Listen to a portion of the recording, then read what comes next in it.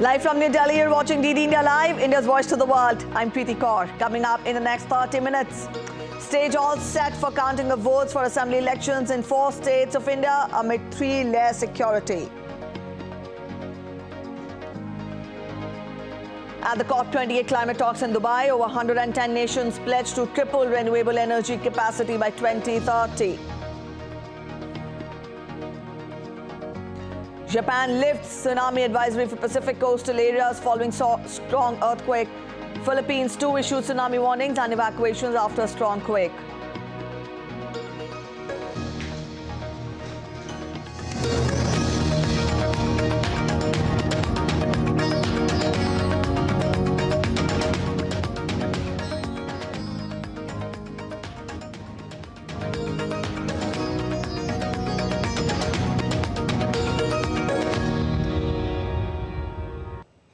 Let's get you the biggest news of the day. It is a festival of democracy in India today as it gears up for counting of votes for assembly polls in 4 states, Madhya Pradesh, Rajasthan, Telangana and Chhattisgarh in a short while from now. Counting will start at 8 a.m. IST, after which seat-wise results will be declared. Chhattisgarh voted in 2 different phases on November 7th and November 30th to elect the 230 members of the Madhya Pradesh Assembly. Polling in the state took place on November 17th. Bharatiya Janata Party's Shivraj Singh Chauhan has been the Chief Minister since 2020. He was the Chief Minister of the state from 2005 to 2008, 2008 to 2013, and again from 2013 to 2018. Voters in 199 seats of Rajasthan also cast their votes in a single phase on November 25th. The state is currently governed by Ashok Gehlot-led Congress government since 2018. He was the Chief Minister of the state from 1998 to 2003 and again from 2008 to 2013. Polling for 119 seats of Telangana was also held in a single phase on November 30th. Bharat Rashtra Samiti's K. Chandrasekhar Rao has been Telangana Chief Minister since 2014. He won the 2018 Telangana Assembly election with a massive mandate.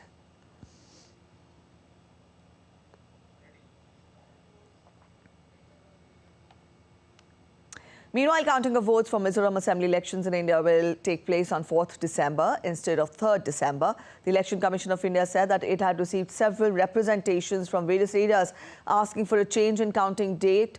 On the ground that Sunday holds a special significance for people of Mizoram.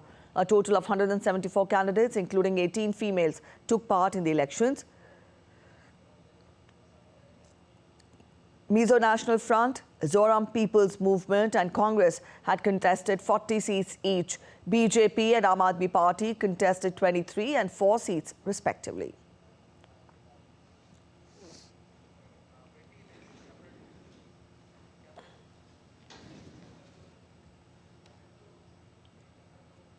All preparations for counting of votes in the Indian state of Rajasthan have been completed. Counting of votes would start at 8 a.m.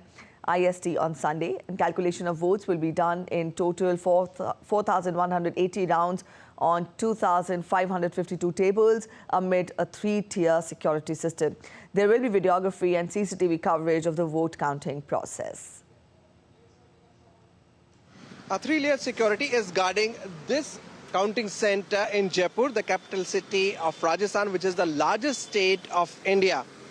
36 such counting centers have been raised across the state for 199 assembly seats.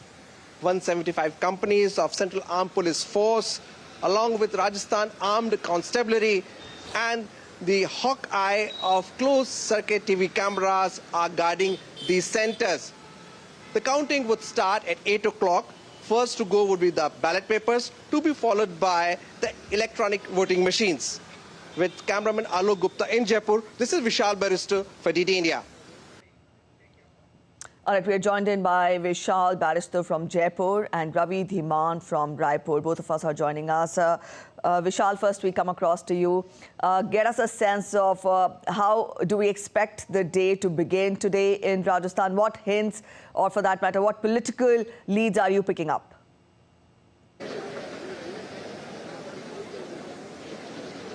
भाई audio check करते रहना यार मेरा एक बार Well, a very good Varlan, and behind me is the counting center. And let me ask my cameraman to first show you how the tight security is there. The whole area has been cordoned off. It is almost a kilometer from this place, and there you see strong police force. This is the first layer, and then the 3 layers for the counting center as well. Now, 30 counting centers you saw in my report have place 30 district headquarters, and in Jaipur, Jodhpur and Nagaur, two counting centers have been put in place. The counting would start at 8 o'clock in some time from now, and it would be the ballot papers first, to be followed by the EVMs. 199 seats are up for grabs, and there is a tight contest between incumbent Congress and the BJP.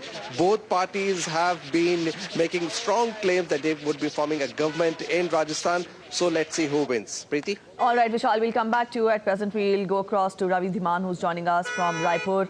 Ravi, good morning. When we talk of the trends, then both the parties, Congress and BJP, are expecting a neck-to-neck contest. Get us a sense of what is it that you're picking up.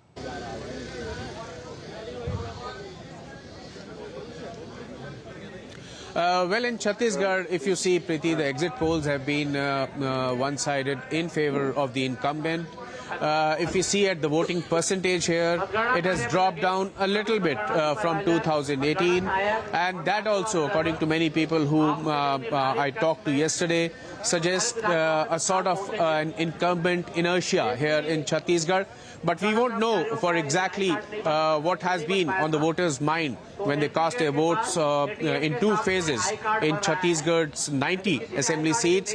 In few hours from now, the morning mist will clear out, and we'll have a clearer picture of which party has romped home, whether it is the Congress, which has retained power, or it is the BJP, which has again wrested control of this crucial state from the Congress party. But right now, there's a buzz of activity outside the counting centers.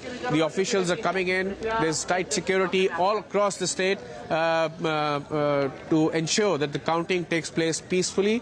And, in some time from now, around 1,100 candidates would know their fate, whether the people have chosen them or chose to reject them.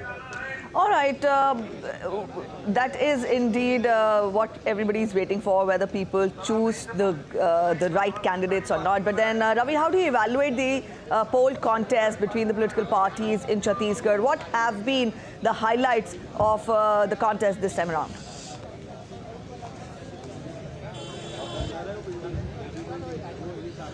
Well, Chhattisgarh, if you see the history of this state, it has sort of maintained an incumbent inertia. It has not followed the pattern of many states in India where the BJP and Congress are in clear confrontation, in clear fight with each other, of returning or choosing to vote out the incumbent after every 5 years. And many a times the voters of this state have rewarded the incumbent government to stay on. But this time around, there has been buzz regarding many of the issues that have dominated the electoral process. One of them is the scams, which have really been hogging the headlines here in Chhattisgarh. They have the accusations have been made for as high as the Chief Minister's office, and there have been scams regarding many of the social media apps, the gaming apps. There has been a coal scam. There has been issue of conversion in the tribal-dominated districts. All these have been, the issues in the elections. There have been very hotly contested elections, and this being some of the areas are, Maoist infected also. So there has been two-phase voting here. Security issues have been electoral issues here, and all these issues have hogged the limelight in these 2 phases of polling. And in few hours from now, we'll get to know what the claims and counterclaims of both these parties stand, and which really has made its indent into the voters' mindset. All right, Ravi, from here we go across to our correspondent Vishal. Vishal, we know how the state of Rajasthan has been witnessing a trend for the past 25 years wherein it has seen alternating governments between Congress and BJP. This is the trend which has been witnessed in the state. What leads are you picking up today morning?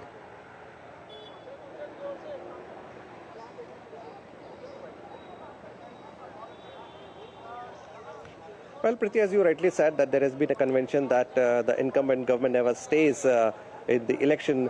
But this time, Chief Minister Ashok Gehlot appears quite confident, and I've been traveling across the state, and there is no real anti-incumbency that I could pick up. The only difference between the two parties is the organizational setup. BJP looks quite organized as far as their party is concerned, but as far as the structural unity in the organization of the Congress party, which is the Seva Dal, never really came up to the fore, and there were a lot of weaknesses. Yes, there was an infighting between Chief Minister and the former Chief Minister, Deputy Chief Minister Sachin Pilot, and Eastern Rajasthan is the area that BJP is really targeting, because Eastern Rajasthan is the Gujar-dominated area, and it is going to affect Congress prospects, because Gujars felt humiliated after Sachin Pilot was ignored for the chief ministerial position last time.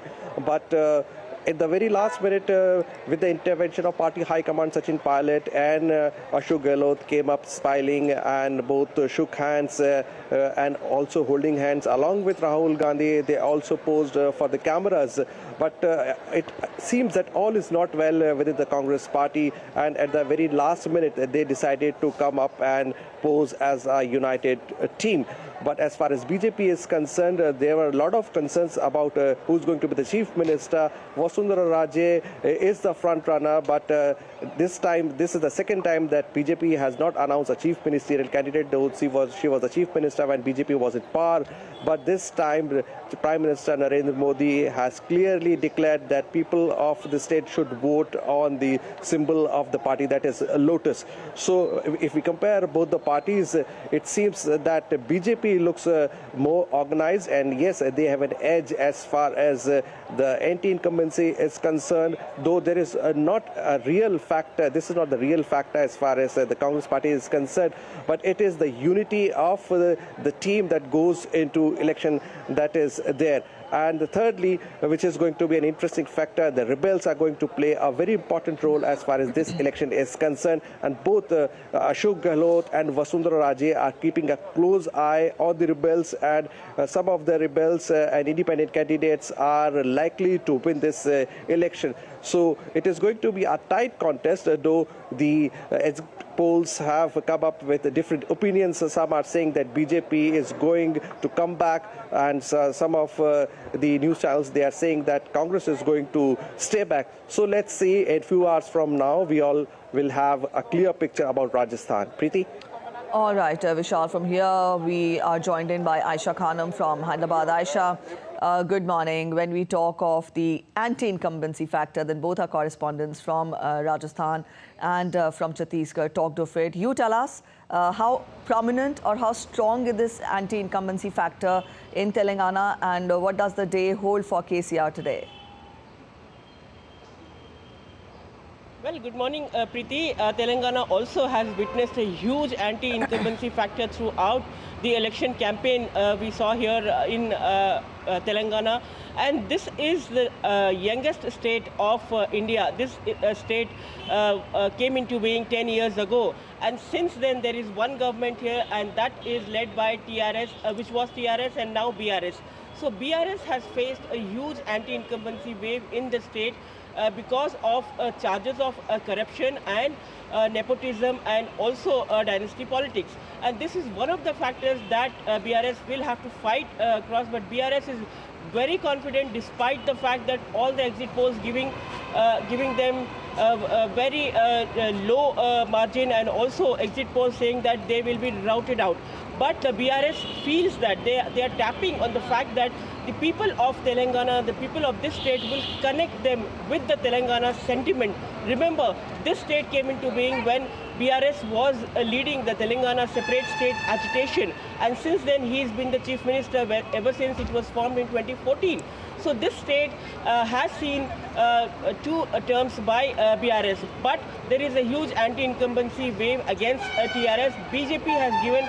They have put up a fierce fight because BJP in Telangana was non-existent about a few years ago. But then BJP's leader Amit Shah has made inroads in Telangana, and this has led to a triangular contest between BJP, BRS and the Congress. So BJP is hoping to make inroads and improve their tally in the state, and this is likely to be a good, BJP looks forward to grab a good vote share in Telangana state. But on the other hand, Congress seem to be confident, or rather overconfident in the camp, because the exit polls are in their favor, and the Congress feels that the anti-incumbency wave will help the Congress, and Congress is also banking on the fact that the Karnataka model, the neighboring state Karnataka model, and the 5 guarantees which they announced in Karnataka model, and they replicated the same thing in the campaign in Telangana state, will work in their favor.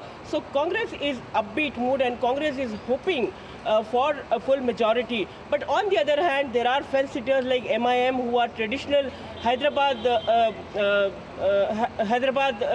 limited party, Hyderabad region limited party, and MIM can be a dark horse, because MIM is looking forward to a hung assembly, because in this scenario MIM will be able to either support Congress or BRS.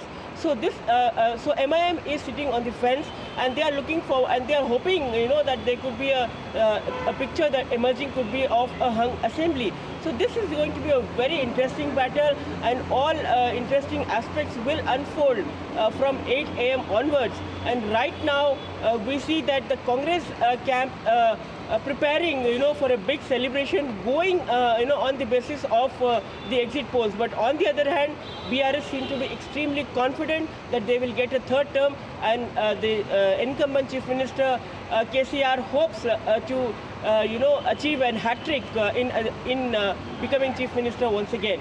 All right, you're talking of how KCR hopes of becoming the Chief Minister once again for the 3rd consecutive time. Actually, help us understand, how is the contest this time different from the one that was held in 2018? Because at that time also BRS in fact won with a massive mandate.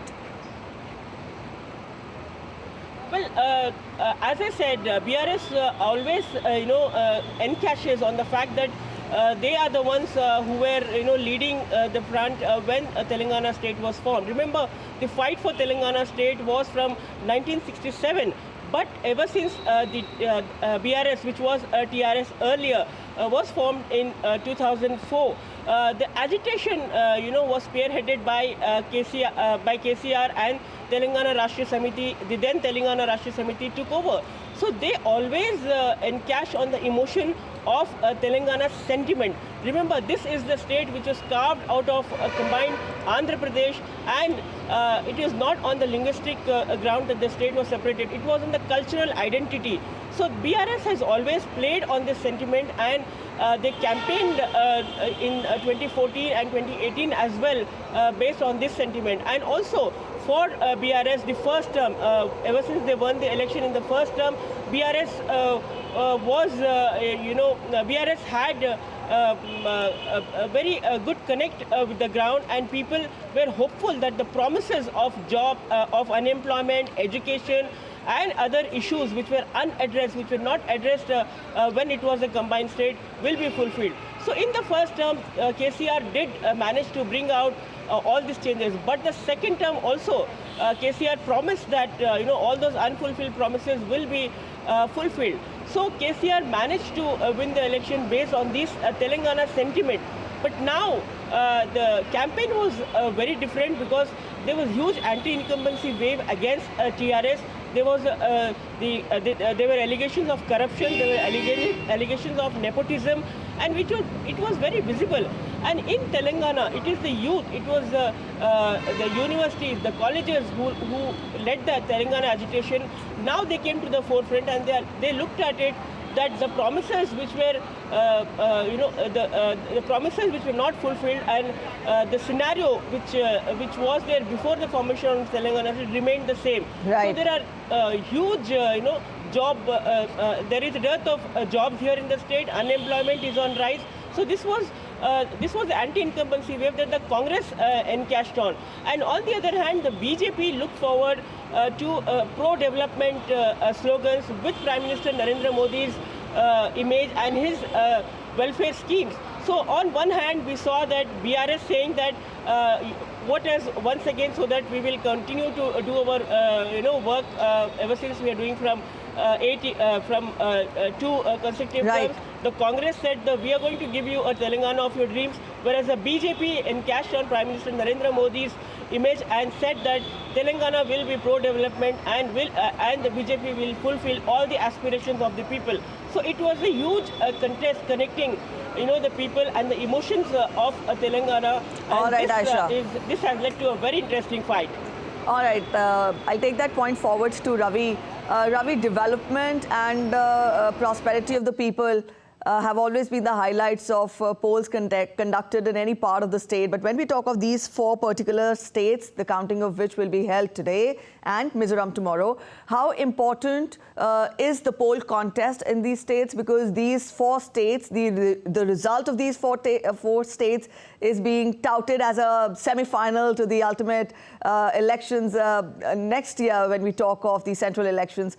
Let us understand more from you. Put all these states together. How crucial would be the mandate, the election result today? Hello, check. You see, Preeti, each and every party will try to, maneuver the results according to their own benefits.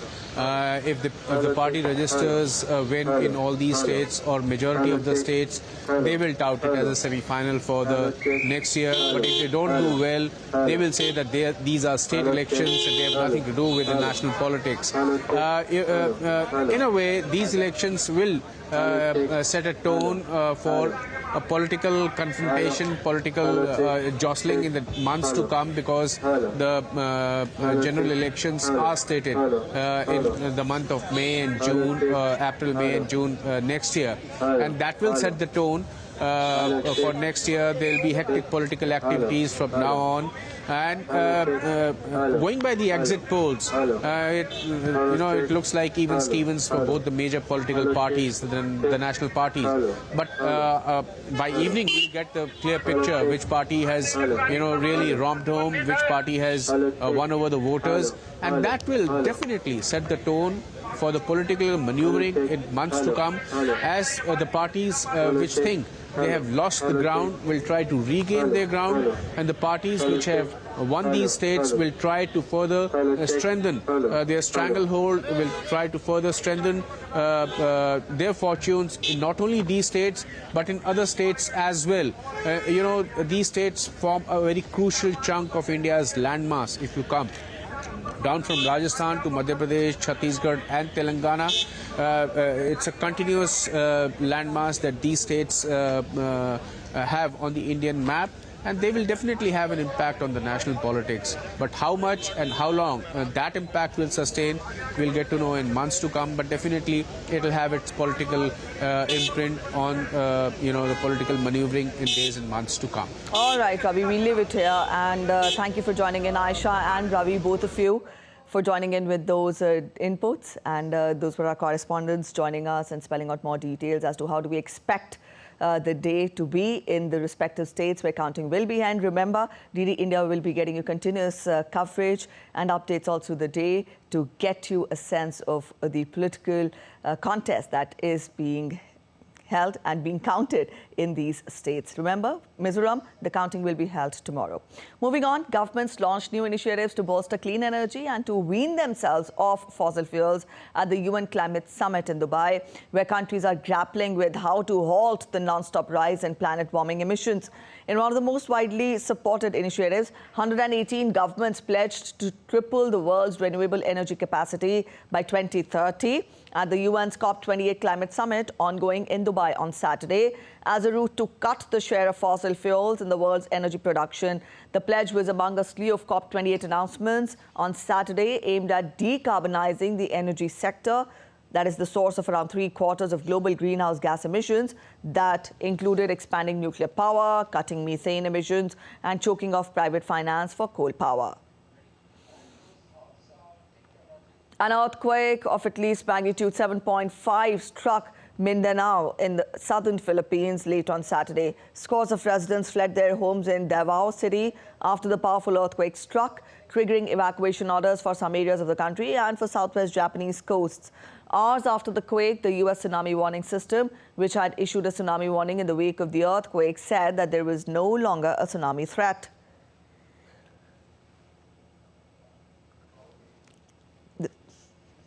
The Philippine Seismology Agency said that the waves could hit the Philippines coast by midnight and continue for hours, though there were no initial reports of significant wave damage by that time. Israelis rallied in Tel Aviv on Saturday night, calling for immediate release of the remaining captives in Gaza. A 7-day truce, during which Hamas had released more than 100 hostages, collapsed on Friday, halting any further hostage release in exchange for Palestinian prisoners held in Israeli jails. Israel Prime Minister's senior advisor Mark Regev said that Israel will seek a security envelope with special zones and arrangements that will prevent Hamas from being positioned on its border after the war in Gaza is over. More than 240 people, Israelis and foreign nationals, were abducted from Israel on October 7th by Hamas terrorists. Residents of Tel Aviv demanded for their loved ones to be released. I would love for there to be a truce, but I'd love to see a 10-month-old home. I'd love to see his brother, a toddler, home. I'd love to see young women not used as sexual objects home. And then we can discuss a truce, because when you're actually letting terrorists go in payment for these people, then if it's soldier for soldier, I get that. That's called a truce. This to me isn't a truce. A truce for me is an equal exchange. Babies, toddlers, and older women and men are not. And just everything that's been heard about the sexual abuse is just crazy. So there's a part of me that wants a truce, but I want these people home first, and then we can discuss a truce. That's it in this edition of DD India Live, but let us know your thoughts on the news of the day. You can connect with us on Facebook, X, and also Twitter. We will be back with more news as it breaks here on DD India. I'm Preeti Kaur signing off, and from all of us here in Delhi, thanks for watching DD India Live.